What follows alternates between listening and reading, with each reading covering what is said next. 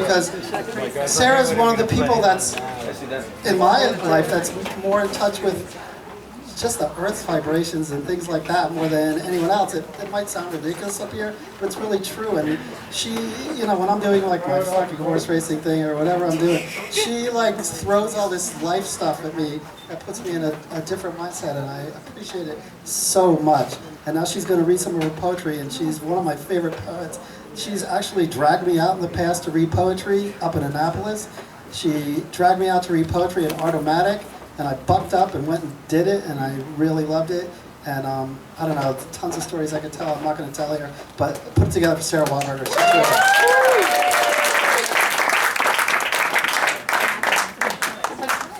Thanks. I encourage a lot of people to read their art, their stories and poetry, because I think it changes how you think about what you're doing in life.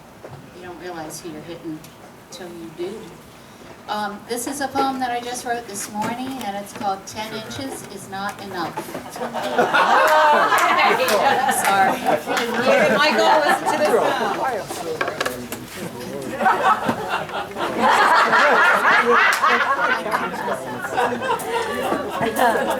Tina Turner or Marlene.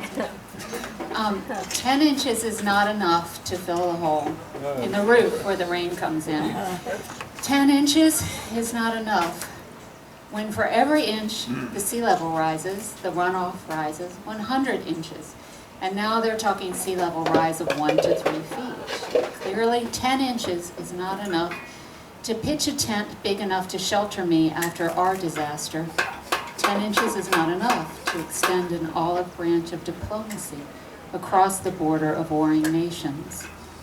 It's not even enough to bring peace into this mid-range interstate hotel room. When Alex Trebek says the answer is 10 inches, he doesn't mean me anymore. It's not my answer. My question is, how much is too much? The answer is your trifling ways. If the answer is 10 inches, the answer used to be a no-brainer. But this morning, I have a question. Is 10 inches enough to keep me in this bed? Or do I get up and go for the 10-inch waffle at the complimentary continental breakfast? And free coffee. Shall we crowdsource that question? Would the presentation be better served with a bar chart or a bell curve? The conclusion is right there in front of my nose. A big dick is not sustainable. It will always consume more resources than it contributes. While it may stand up at the call to action, it will inevitably collapse under a heap of preacher shame or a breath of woman's laughter.